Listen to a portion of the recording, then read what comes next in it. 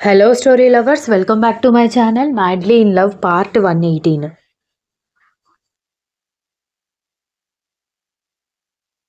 కర్ణ assistant మాటలకి ఏం reply ఇవ్వకుండా కాల్ కట్ చేయడంతో ఈయన ఏం చెప్పకుండా కాల్ కట్ చేశారేంటి అనుకుంటూ కూర్చున్నాడు.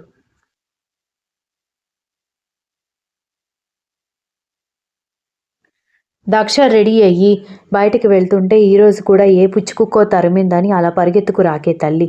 నీకు దండం పెడతాను దక్ష. హెల్త్ అంతంత మాత్రమే. నీ మాట కోసమే మేము ఇంట్లో ఎవరికి ఇన్ఫర్మేషన్ ఇవ్వకుండా ఆగుతున్నాం. నువ్వు ఇదే పద్ధతి కంటిన్యూ చేస్తే మాత్రం ఇంట్లో అందరికీ చెప్తాం. తన్ని మరీ తీసుకుని వెళ్తారు. తర్వాత నీ ఇష్టం అని చెప్పింది వసుంధర.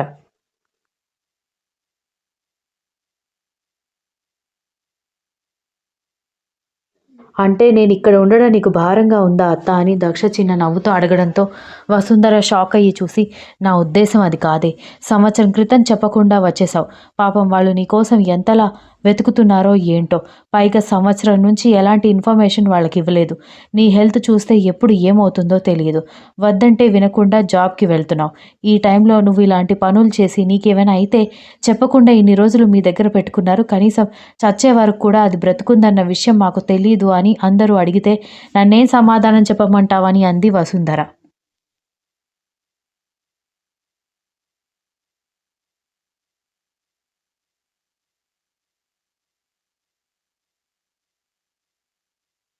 నాకు తెలిసినంత వరకు నేను చచ్చిపోతే అంతలా బాధపడేవాళ్ళు ఎవరూ లేకపోవచ్చులే అత్త. ఎవరైనా ఉన్నారంటే అది నువ్వు మాత్రమే అని చెప్పి దక్ష వెళ్ళిపోవడంతో వసుంధర వెళ్తున్న దక్ష వైపు బాధగా చూస్తూ ఉండిపోయింది.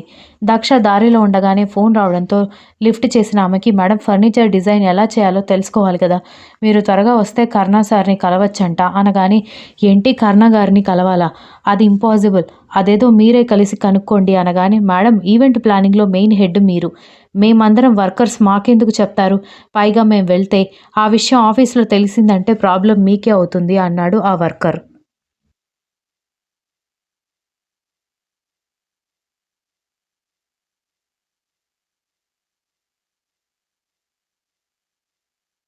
భగవంతుడా!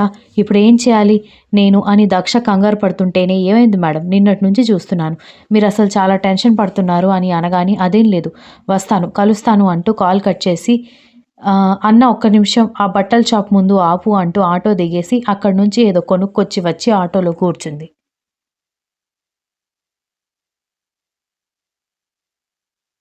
10 నిమిషాల్లో వాళ్ళు ఈవెంట్ ప్లాన్ చేస్తున్న ఆఫీస్ ముందు దిగుతాను అనగా, తను కొనుక్కున్నది వేసుకుని దిగి డబ్బులు ఇచ్చి ఆఫీస్ లోపలికి వెళ్ళగానే, ఎవరమ్మా నువ్వు అంటూ తన కింద వర్క్ చేసే వర్కర్స్ అడగడంతో, నోరు మూసుకోండి, నేనే దక్షని అనగానే, మేడం మీరు తెలుగువారే కదా, ఈ అవతారంలో వచ్చారేంటి అనగానే, ఫేస్ మీద నిన్న పూరి చేస్తుంటే ఆయిల్ పడి మచ్చలు పడ్డాయి, అందుకే ఈ అవతారంలో వచ్చాను.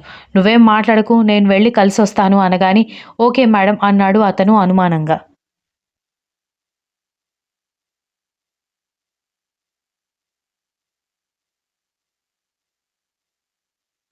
ఒకసారి మళ్ళీ ఇన్‌స్ట్రక్షన్స్ ఇచ్చేసి దక్ష అటూ ఇటూ తిరుగుతూ ఉంటేనే కర్ణ అసిస్టెంట్‌తో మాట్లాడుతూ లోపలికి వస్తూ కనిపించడంతో అతన్ని చూసి కంగారు పడి, ఆ వెంటనే తనని గుర్తుపట్టలేడు అని జ్ఞాపకం రావడంతో అప్పుడు అతని వైపు కీన్‌గా చూసింది. అదే అందమైన మొహం, కానీ ఇదివరకు కంటే కోపం, సీరియస్‌నెస్ ఎక్కువగా కనిపిస్తుంది. కాస్త కళ్ళ కింద నల్లని వలయాలు కూడా వచ్చినట్టుగా అనిపించింది. అసిస్టెంట్‌తో మాట్లాడుతూ కంగారు పడి కళ్ళు దించుకుంటే ఆమెని చూస్తూనే అతను తనకి అలాట్ చేసిన రూమ్‌లోకి వెళ్ళగానే, మేడం సార్ వచ్చారు. వెళ్లి కనుక్కొని రాగానే మనం ఫర్నిచర్ వర్క్ కూడా మొదలు పెడితే త్వరగా పని పూర్తయిపోతుంది అన్నాడు వర్కర్.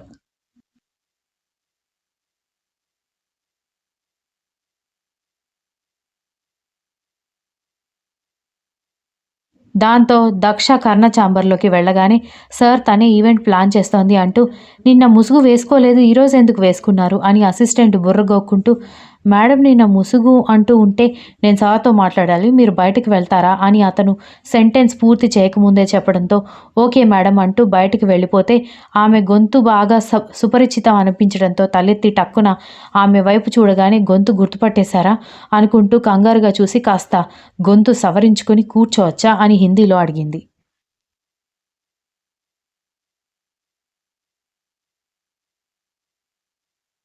సిట్ డౌన్ అని చెప్పడంతో థాంక్స్ చెప్పి కూర్చోగానే సైలెంట్‌గా ఉన్న దక్ష వైపు అసహనంగా చూస్తూ hello! Quickly ask your questions. I have another works also అని కోపంగా అరిచేసరికి కంగారు పడి ఇంకా కోపం తగ్గలేదు అనుకుంటూ తను ఎప్పుడూ కస్టమర్స్‌ని అడిగే కొన్ని బేసిక్ క్వెషన్స్ అడగడంతో అతను సింపుల్‌గా వన్ వర్డ్‌లో చాలా రెక్లెస్‌గా ఆన్సర్ చెప్పేసరికి బాధగా చూస్తూనే అవన్నీ నోట్ చేసుకొని థాంక్స్ సార్. నేను ఈ వర్క్‌లో ఉంటాను అనగానే కర్ణ లేచి ఆ రూమ్‌లో నుంచి వెళ్తూ డోర్ ఓపెన్ చేయబోయి వెనక్కి తిరిగి 1 మినిట్ నిన్న ఈవెంట్ ప్లానింగ్ చేసే అమ్మాయి ఎవరో తెలుగు వాళ్ళ అమ్మాయి అని చెప్పాడు. నువ్వేంటి ముసుగు వేసుకొని ఉన్నావు అని అసహనంగా అడిగాడు.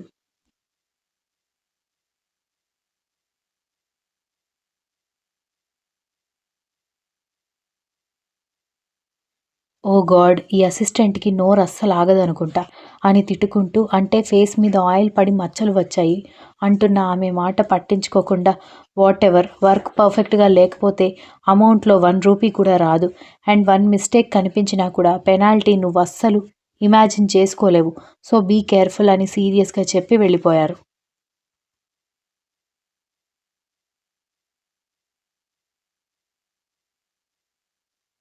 కర్ణ వెళ్ళిపోయిన తర్వాత దక్ష ఊపిరి పీల్చుకుని హమ్మయ్య!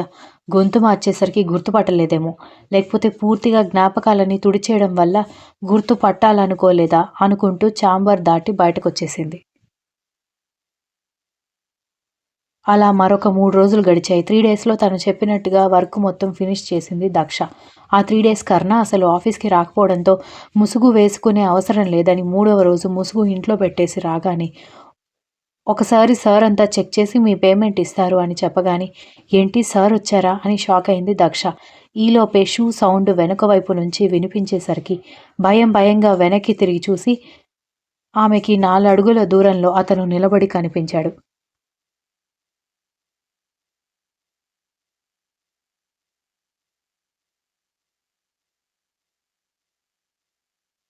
దక్ష వెనక్కి తిరగగానే అప్పటి వరకు నార్మల్‌గా ఉన్న కర్ణ కళ్ళు ఒక్కసారిగా ఎరుపు రంగుని సంతరించుకోవడంతో దక్ష ఒక్కసారిగా భయపడిపోయి కాళ్ళు చేతులు వణికిపోతూ ఉండడంతో తలదించుకుని నిలబడింది. సార్ తనే మొన్న ఫేస్ మీద మచ్చలు పడ్డాయని ముసుగు వేసుకొనొచ్చింది. కానీ మొత్తం ఈవెంట్‌కి సంబంధించిన డెకార్ అంతా చూసుకుంది తనే అంటూ అసిస్టెంట్ చెప్పుకుంటూ పోతుంటే అతనికి నోరు మూసుకోమన్నట్టుగా చేతిని అడ్డుపెట్టి మేనేజర్ అని గట్టిగా అరవడంతో దక్ష ఒక్కసారిగా ఉలిక్కిపడి కర్ణ వైపు చూసింది.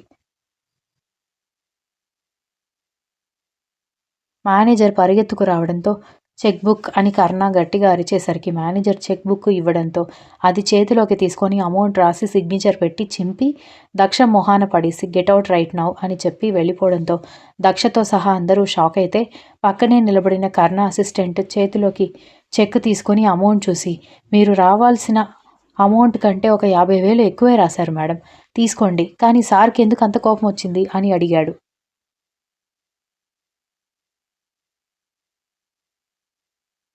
డెకార్‌లో ఏదైనా మిస్టేక్ జరిగిందేమోనని మేనేజర్ చెబుతూ ఉంటే, ఒకవేళ మిస్టేక్ జరిగితే చెక్ రాసి ఇవ్వడం కాదు, మొత్తం కంపెనీ వదిలేసి ఈవిడకెక్కడా జాబ్ రాకుండా చూసుకునేవాడు అని అసిస్టెంట్ అనేసరికి దక్ష ఇద్దరిని షాకై చూస్తూ ఉంటే, అంటే ఇప్పుడు చెక్ ఇచ్చాడు కాబట్టి డెకరేషన్ నచ్చింది అంటున్నావా? అన్నాడు మేనేజర్.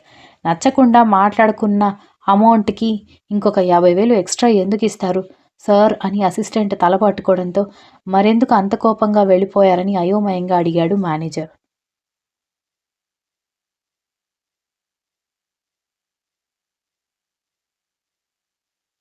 ఏమో అది సార్‌కి, మేడమ్‌కి మాత్రమే తెలియాలి అని దక్ష వైపు చూస్తూ ఏదో స్ట్రైక్ అయినట్టు మేడం నేను మిమ్మల్ని ఇదివరకు ఎక్కడో చూశాను. మేడం మిమ్మల్ని చూసినప్పుడు నుంచి నాకు అదే అనిపిస్తోంది. కానీ సార్ మీద ఉన్న భయంతో ఆయన వెనుక తిరుగుతూ ఉండిపోయాను. కానీ ఇప్పుడు కూడా మిమ్మల్ని చూస్తే అలాగే అనిపిస్తోంది. ఎక్కడో చూశాను. ఎక్కడ అని గుర్తు చేసుకుంటూ ఉంటే దక్షకి కంగారొచ్చేసి కర్ణతో అప్పుడెప్పుడో ఆన్‌లైన్‌లో వైరల్ అయిన ఫోటోస్ గుర్తు చేసుకుంటే మొదటికే మోసం వస్తుందని మీరు నన్ను చూసే అవకాశమే లేదు సార్.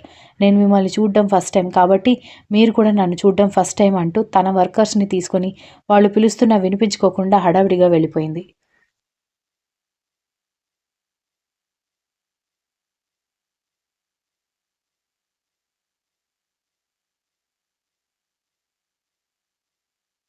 చేతిలో ఉన్న చెక్కు వైపు బాధగా చూస్తూ సైలెంట్‌గా కూర్చున్న దక్షని కదిలించలేక అందరూ సైలెంట్‌గా ఉంటే, "మేడం మీరేంటో ఈవెంట్ ప్లానింగ్ ఒప్పుకున్న దగ్గర నుంచి టెన్షన్‌గానే ఉన్నారు.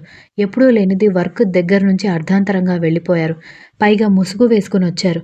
అండ్ ఈరోజు మిమ్మల్ని చూడగానే కరుణ సార్ కోపంగా అరిచి మరీ చెక్ మొహాన పడేసి మరీ వెళ్ళిపోయారు. అసలు ఏం జరుగుతోంది మేడం? నిజం చెప్పండి. మీకు సార్ ముందే తెలుసా?" అని అడిగింది తన వర్కర్స్‌లో దక్షకి క్లోజ్‌గా ఉండే అమ్మాయి.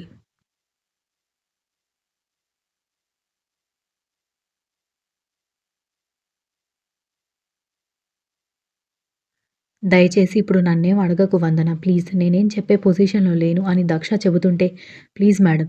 నాకు తెలుసు ఈ టైంలో మీ మైండ్ ఏమీ బాగోదని. కానీ నాకు చాలా ప్రశ్నలున్నాయి. మీకు సార్‌కి ముందే పరిచయం ఉంది కదా! పైగా అసిస్టెంట్ కూడా మిమ్మల్ని ఎక్కడో చూసినట్టుంది అన్నారు. ఈవెంట్ గురించి మేనేజర్ మీతో చెప్పినప్పుడు కూడా మీరు బాగా టెన్షన్ పడ్డారు అని ఆ అమ్మాయి అడిగేసరికి, వందన ప్లీజ్ నన్నేం మాట్లాడించొద్దు అంటున్నాను కదా! అని దక్ష కాస్త గట్టిగా చెప్పేసరికి ఇక సైలెంట్ అయిపోయింది.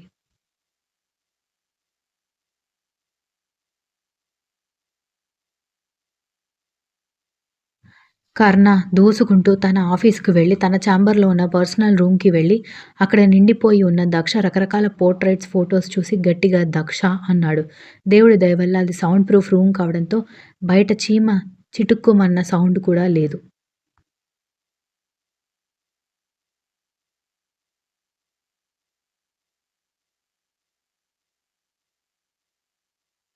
విరాట్ జెన్యూన్‌గా వెతికిస్తున్నాడని విరాట్ అసిస్టెంట్ చెప్పడంతో అప్పుడు దీక్షిత అతన్ని నమ్మింది.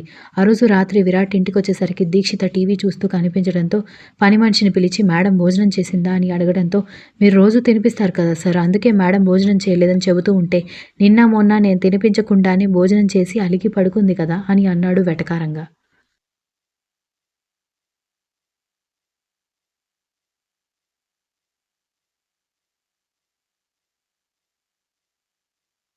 సార్ భార్యాభర్తల మధ్య కలహాలు కామన్. దానికోసం అవే పట్టుకుని వేలాడతారా ఏంటి? పైగా మీరెంతో ప్రేమగా చూసుకుంటారు. ఎలాంటి స్వార్థం లేకుండా. అది కూడా మేడం విషయంలో మీరు మొదటిసారి చేసిన మోసం. దక్ష మేడంని వెతికిస్తున్నానని చెప్పడం మాత్రమే. అంతకు మించి మీరావిడ విషయంలో ఎలాంటి తప్పులు, మోసాలు, ప్లాన్లు వేయలేదు కాబట్టి తను మీ మీద ఎక్కువ రోజులు కోపంగా ఉండదు అని చెప్పింది పని మనిషి.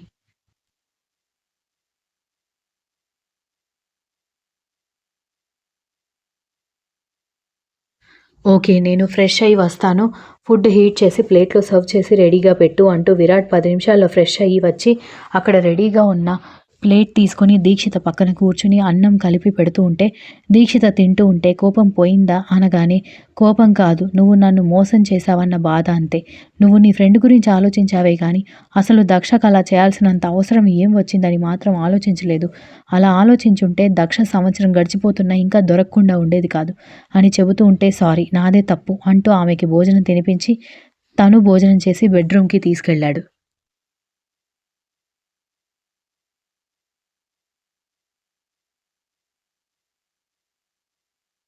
బెడ్ మీద పడుకోబెట్టి ఆమె బేబీ బంప్ మీద ముద్దు పెట్టి daddy is waiting for you baby త్వరగా బయటికి రండి. అండ్ మీ మమ్మీ ఇన్ని రోజులు స్ట్రెస్ తీసుకోవడం వల్ల మీకు బొజ్జలో ఏమైనా ఇబ్బందిగా ఉంటే నేను ఇస్తున్న ఫుడ్ వల్ల స్ట్రెంత్ అయిపోయి మమ్మీతో చెడుగుడు ఆడుకోవడానికి స్ట్రాంగ్గా పుట్టాలి అని చెబుతూ ఉంటే, విరాట్ తల మీద ఒకటి పీకి ఎందుకు నా పిల్లల దగ్గర నన్ను అప్పుడే నెగిటివ్ చేస్తున్నావు అని అడిగింది దీక్షిత. నా బేబీ నన్ను అర్థం చేసుకుంటుంది అన్నాడు విరాట్. నన్ను అపార్థం చేసుకుంటుంది అంది వెటకారంగా దీక్షిత.